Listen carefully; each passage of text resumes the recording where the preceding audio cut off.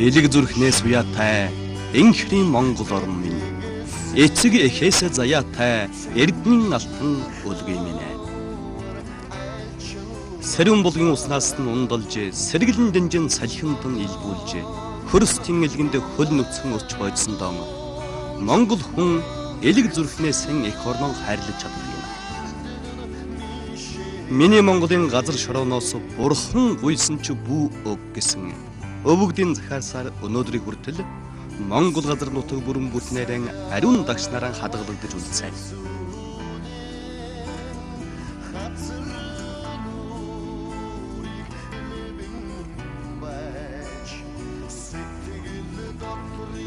Гэвч сүүлийн жилүүдэд Монголын баялаг шунсан харийнхны санаархал хэрэг сэтэрч Монгол газар нутаг уулуурхан хүчтэй техникийн хөл дор энэлэн шаналж байна.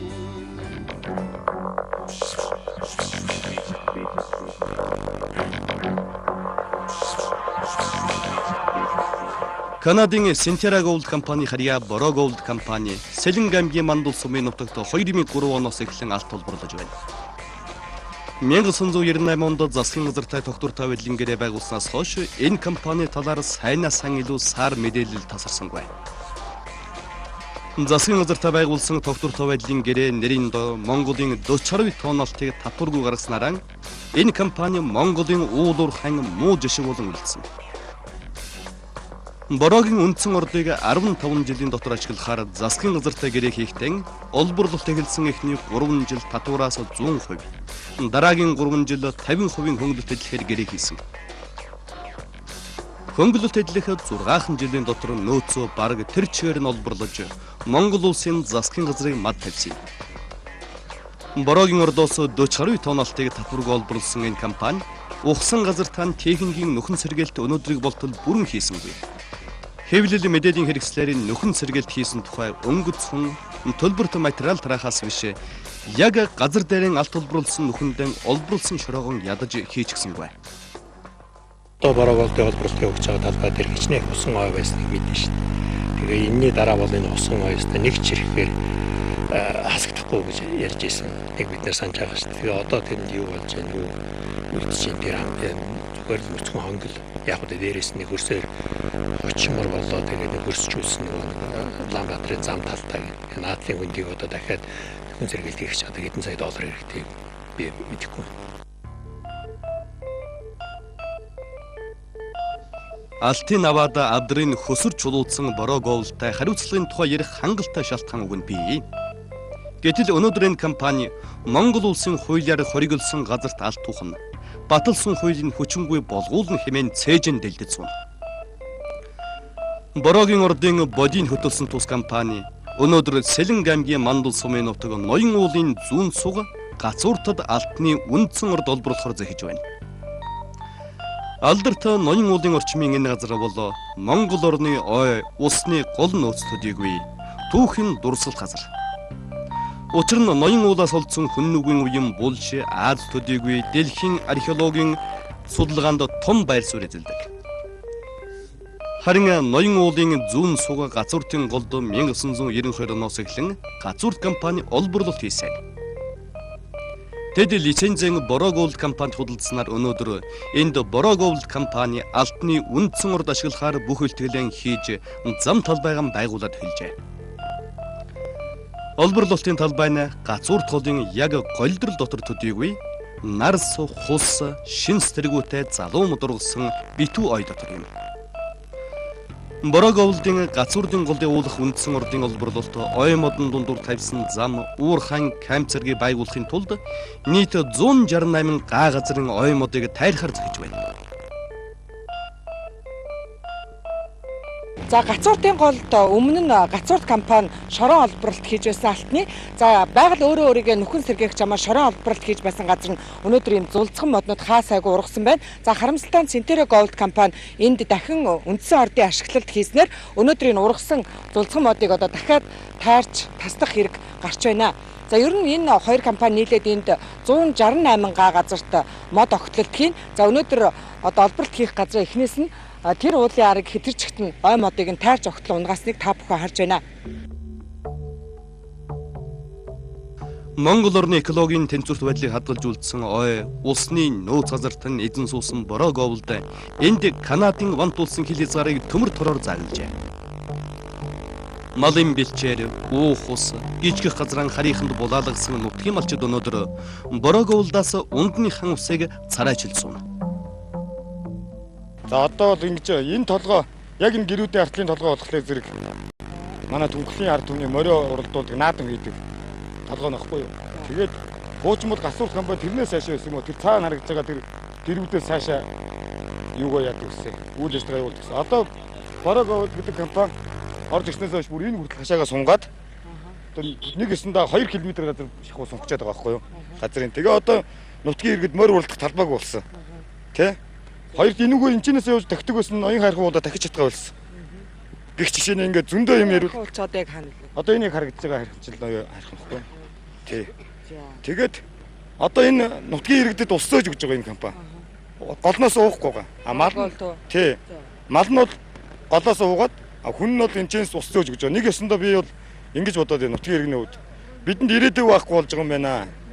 Олон нөгөө индаамчууд те яг тэрэн шиг бид сүнэх гээд байна. Усын зөөж өгжөө дараад нь усаараа хараад болж шүү дээ. Тий, нэгсэндээ усаараа хараад болж одоо морь уралдах наадад цэнгэх ард түмнийх нь наадмын талбай байхгүй болж байна. Ингээд эцсийн эцэд бидний ирээдүй бол байхгүй болох нэ. Тийм учраас бид энэ компанийг ер нь болийг шийдэд байгаа. Алтуул амьдрал бишээ. Тэ хүний ирээдүй хооч үйл чухал шүү дээ. Яг доор нь одоо усных нь ихэн дээр энэ Бороо говьлд талталбарлаад доор нь их олон айлууд шүү дээ. Энэ айлууд ч одоо тэгээ хөрхийн зовлонгол яриа сууж байна. Яахаас мэдэхгүй сууж байна. Зовлон яриад байна. Одоо та нар энийг асуудлыг ярьж шийдэж өгөөч. Бид гуучин бас болдог байсан гэд. Тий. Өөр энэ их хэмжээний мод огтлсон. Энэ нодлон он газрынхандаа бид нэр шалгалтаар ирэхэд нодлын энд бол маш их мод оолцсон гэж байна. Бид нар энэ хаврын бас хэвлийн баг хурал хийсний дараа энэ моднууд энэ том шороонд ор болсон. Энэ нэг харлаад байгаа энэ шороонд орч бас болсон. Цаанч одоо зөндөө мод харагдаж байгаа яг тэр сүрдийгээд. Маш их мод ойг сүтгээд энд дор болоод дарсан байхгүй. Тэр баримт мэдээллүүд бол бидэнд бас байж лээ. Хэрвээ энд алтны үндсэн урд олборлвол ноён уулын зүүн сугны мод тэр чигтэн хядагдаж хөрсөн нэргэн гацууртгол газрын хөрснөөс арч ирнэ. Бороо говьлдын олборлох гэж байгаа энэ газар нь Монгол улсын хуулиар ашигт малтмал хайх олборлохыг хориглосон газар. Учир нь өнгөрсөн жилийн ягуудад улсын хурлаар гол мөрний урсац бүрэлдэх их ойн сан усны сав газарт ашигт малтмал олборлох хайхыг хориглох тухай хуулийг баталсан. Энэ бол уулуур хан балгаас болж ус голоон ширгээлгэж хөрс шороогон эргүүлж химийн хорт бодисоор хүн ардан хот суурин гар нь хордуулсны эцэст аргагүй эрхэм баталсан хууль. Гэтэл Бороо говьлд компани Монгол улсын их хурлаар баталсан энэ хуулийг өөрчлүүлэхээр лобби хийж байгаа гэдгийг ил цагаанаар зарлалцсан. Өнөөдөр Монгол улсын төрөөс 2009 онд 7 дугаар сарын 16-ны өдөр хууль батлан гаргасан. Энэ хуулийн хүрээнд бол одоо та бүхний яриад байгаа энэ гацууртаа ордчин ерөөс хориглогдох заалтанд орсон байгаа. Тэгэхээр энийг та бүхэн яагаад Монгол улсын төрөөс батлан гаргасан хуулийг дагаж мөрдөхгүй энэ гацууртаа ордыг яг ямар хууль зүйн үндслээр та бүхэн ашиглая гэсэн юм бодолтой байгаа юм бэ? Энийг mining. We're not mining. Currently there is a lot of lobbying by the Mining Association to Байгаль орчин тэр ус бүрдэх хоол мөрөө хамгаалах Монгол төр орчин нэртэй хуулийг өөрчлөх талаар лобби явуулж байгааг би мэдж байна. Монголын уул уурхай үндэсний ассоциац тэргүүлээд энэ хуулийн зөрчил асуудлуудыг зохицуулах, өөрчлөлт оруулахаар ажиллаж байгааг би мэдж байна. Ямар ч үсэн хугацаа шаардсан тодорхой энэ хууль бол өөрчлөгдөн гэж бодож байна.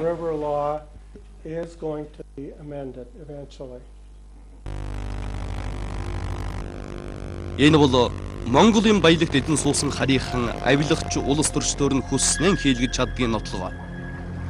Өөрөөр хэлбэл хөрөнгөтэй, мөнгөтэй хэнч өөрийнхөө эрх ашигт нийцүүлэн хууль захиалж бас хүссэн үедээ буцаагаад хүчингүй болгуулж чаддаг ийм л Монголын улс төр олигархын засаглал өнөөдөр Монголд тогтжээ.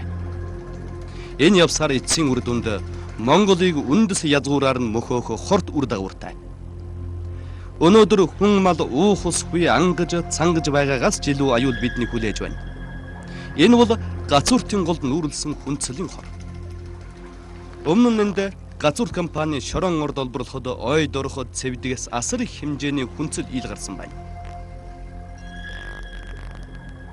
Энэ яг хуу байгалаараа байвал энэ угаасаа алтыг дагаад бол хүнцлийн төрлийн хүнцэл бол байдаг.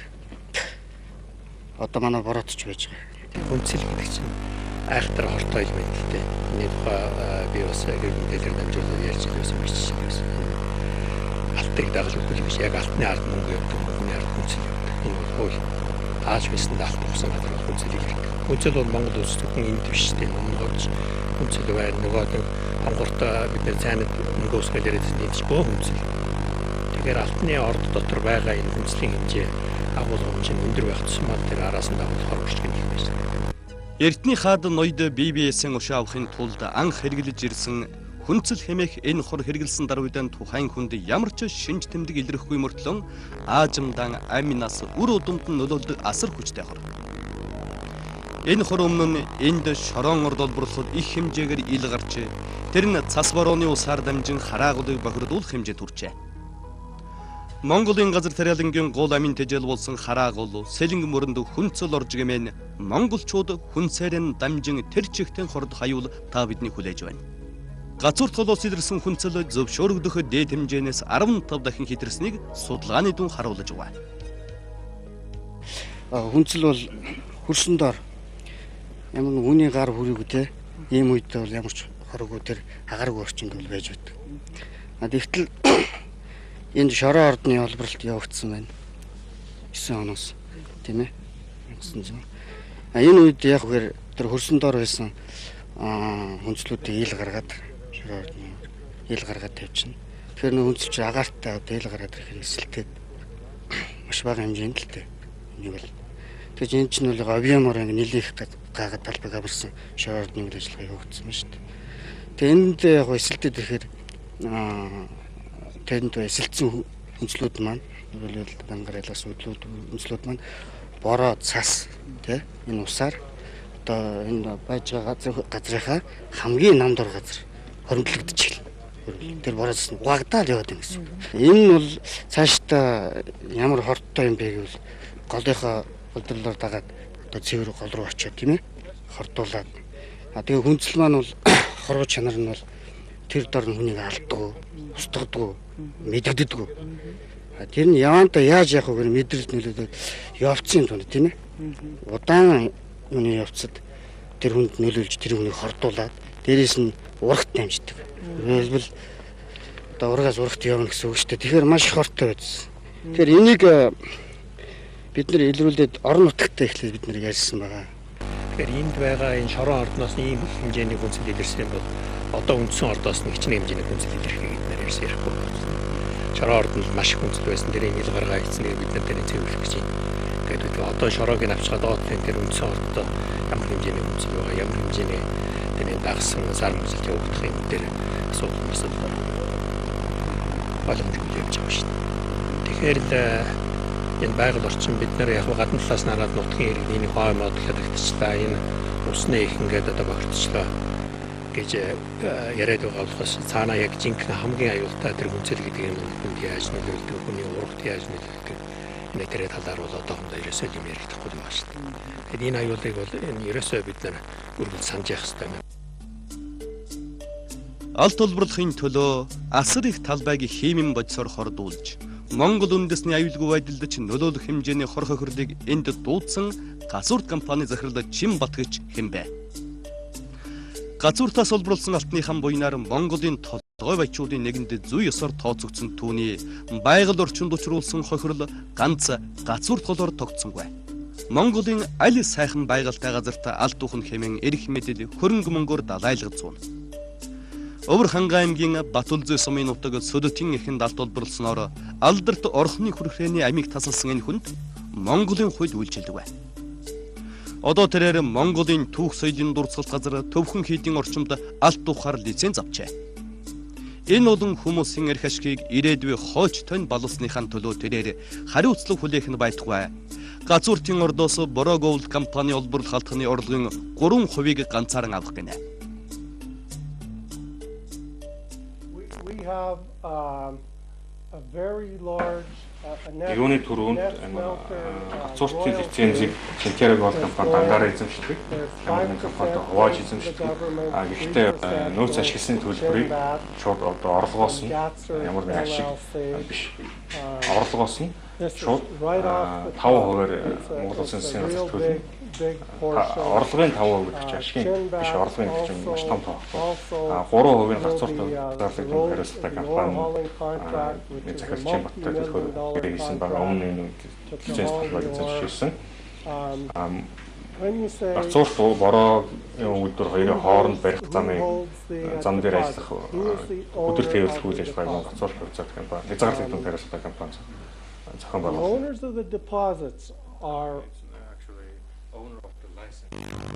Монголын 3 сая иргэн гацууртын орлогын 5% хүртэж байхад Чинбатгагч ганцаараа ордын 3%-ийг эзэмших гэнэ. Ашигт малтмлын хуулийн алдаа завхарлын бас нэгэхэн хэсэг нэ. Монголын бүх ард түмэн нийлээд лицензийн эзэнгийнх ганц хүний хүртэх ашигтай тэнцүү шахам ашиг хүртэхийн төлөө гацууртын голоон хуулж 168 га газрын модоо тайруулж газар тариалангийн гол бүс нутгаан үхлийн аюултай химийн бодисоор хордуулах шаардлага байна уу гэсэн асуулт аяндаан урган гарна. Ирээдүйд ус алтнаас илүү үнэтэй болно гэдгийг нэгэнтээ тодорхой болсон энэ нөхцөлд энэ газарт уур хаашиглах ямар ч шаардлага байхгүй гэдгийг захын иргэн хэлж байна. Ерөөсөө хүн алт иддэггүй, ус уудаг, агаар амьсгалдаг гэдэг дээр л тийм л байр суурьтай баг. Энэ бол уг нь Монгол улсын үндсэн хуулийн 6-гийн 2 заалтаар бол Монгол улсад газар түүний хэвлэл, ус, амьтан, ургамал, байгалийн бусад баялаг ард түмний мэдэлд төрийн хамгаалтанд байна гэсэн заалт. Эн чинь төрийн мэдэлд байна гэсэн үг биш, ард түмний мэдэлд гэж бичсэн байгаа байхгүй юу? Тэгээд төр бол хамгаалахад өөрхтэй болохоос төр ард түмний нэрийн өмнөөс энэ байгалийн бүх баялагийг гадныханд янз бүрийн аргаар зараад борлуулад байх эрхтэй гэсэн үг биш. Уул уурхайд ямар хэмжээний ус хэрэглэж, ямар хэмжээний хөрс талхлагдж, байгаль экологид ямар хор хөнөөлтийг бид гадарлах болсон. Тэр дундaan усны хомсдол, хуурай шилт, цөлжилт нүүрлэж байгаа энэ цаг үед бид нийслэлдэн ганц төгөл, цэцэрлэг түрээлэн байгуулж чадахгүй 20 оныг үдлээ. Гэтэл устай, модтой газрын харийнханд суйтгүүлэхийг хэн ч үсээгүй. Энэ мододыг хэвээр нь үлдээхийг Канада захирлаас хүсэхэд ямар нэгэн хэмжээгээр ашиг хов хүртэж амьдрах тухай нэг хэсэг хүмүүс заавал бодож л амьдрдаг л да. Гэхдээ тэр авахтаан бол энэ байгалийн зүйн хөтлөөр хэдэн сая жилийн хугацаанд бий болсон зүйлийг эвдэн бушнуулчаад тэгээ бий бол тушаалах нэлээ. Эвдэн бушнуулчаад буцаагаад бий болгоно гэдэгт би ерөөсөө итгэдэг үеийн та энэ дээр ямар бодолтой байна. Та бол яг олон л гэж яриад байна л да. Ерөөсөө өөрөөр хэлбэл нэг их шолоо утгаар хэлэх юм бол таны хамрыг авч чийчхад хамраас ч илүү сайхан нөхөн сэргэлт хийнэ. Амьд бит гэж бодоход тийм ээ. Гарыг тасдаж яжхад эсвэл сайхан хэлж болно те. Энэ одоо судсын тасдаж яжхад цас олдуулчихад илүү сайхан болгоно гэдэг бол их юуг сонсогдож байна л та. Эсвэл сонсогдож. Full of living organism, trees are alive. Тантай санал нэг байна. Дэлхийн байгаль бол амьд гэдгийг би тантай нэгэн адил бодож байна. Мод бодсоо бүгд амьд.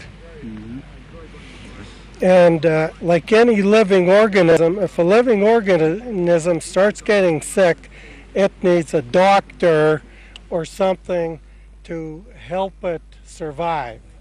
And we are helping not a tree to survive, but by reforestation and replanting, we are helping forests to survive. Тэгээд амьд организмын хувьд ямар нэг өвчин туссан тохиолдолд эм чирэг болдог шиг манай компани энд үйл ажиллагаагаараа өвчлсөн модыг сэргийжүүлж нөхөн сэргээлт, ой нөхөн сэргээлтийг хийх болно. Өвчлсөн модыг сэргийж чадах юм гэж. Өвчлсөн модыг сэргийж чадах байна гэж. Та уг нь харуул байгаа. За. That gentleman is claiming that there is no disease tree can be seen around here. Одоо жишээлбэл энд өвчлсөн мод таа заагаад өгдөө гэж л. Can you show us which tree has been diseased? The trees without the bark on the top. See the trees without the bark. Several trees have no bark on it. On the other side, you could also see. Төмөр төртөөд тэр чинь хатцсан бод. Энэ одоо энэ ургаж байгаа энэ ногоон, энэ шинс байна, нарс байна, хус байна. Өшөө доороос нь ургаж байгаа тэр жижигхэн бот зөндөө мод байна шүү дээ. Бүхэл мод өнөөдөр эдгээр амьдрах гэж тэмцэж штэ. Тэгж яхад энийг өнөөдөр устгах гад байж байгаа чинь бид нар таалагдахгүй штэ.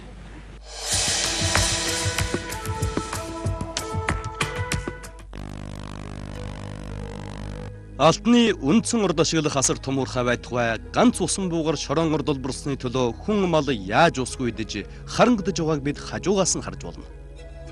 Гацууртын зүүн талын ам буданчин голд жижигхэн бичил уурхай олборлолт явуулснаас болж хүн мал 7 хоног усгүй болж яаж зовж зүдэрч байгааг нутгийн иргэд нь хэлж байна.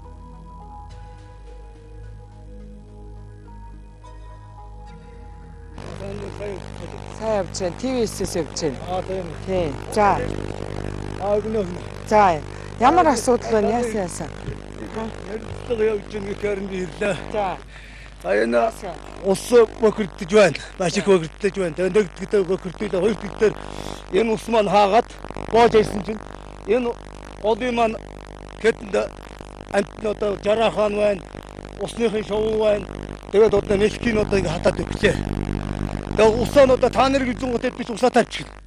Одоо та нар доош ирэхээр чи усаа боогаач. Одоо мал ингээд өдөрт нь хатаад ангаад одоо бид нэг бичгэнээр энэ жүргсэн гол ороод ингээд мал усалж. Бол байж энэ та. Малчид өөрөөр хэлбэл энэ уурхаагаас гарсан хаягдал ус. Хаягдал ус одоо мал ууж одоо мал бас шарах шавг барьж байна.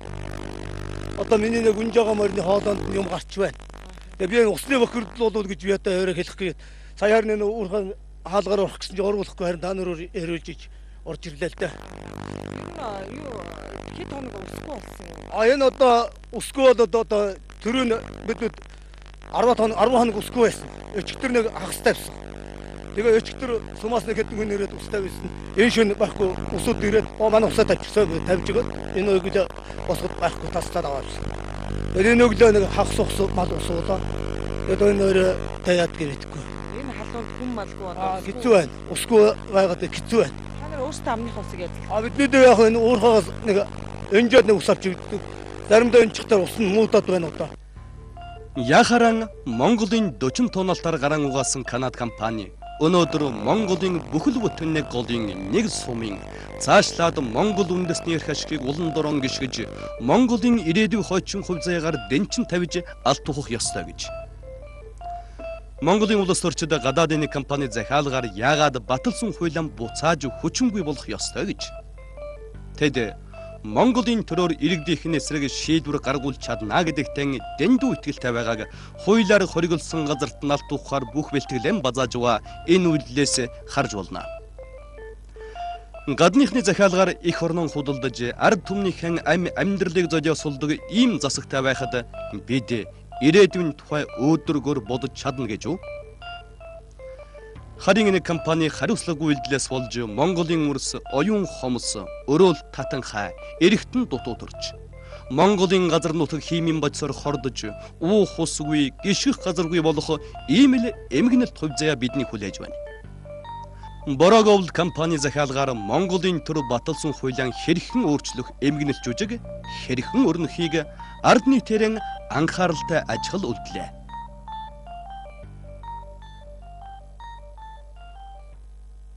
Сонгуулийн бол хай шудраг бус үйлдэлэн дарахын тулд хоёр нам хамтарсан засгийн газрыг байгуулсан.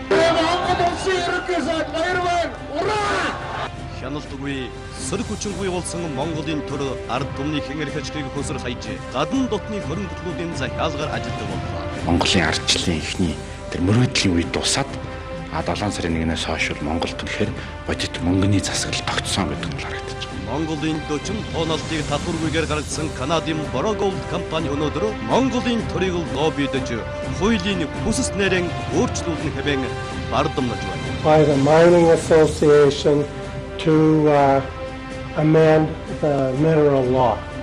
Өнгөрсөн жилийн наадмаар оюу толгойн урдазран Канадуудад бэлгэлсэн засгийн газар энэ наадмаар 5 толгойгоор туг тахихаар яарч хэллээ. Баяр наадмаар далимдуулан Монголын ард түмэнд ашиггүй шийдвэр гаргадаг ийм төрд энэ засгийн газарт ард түмэн бид итгэсээр байх уу?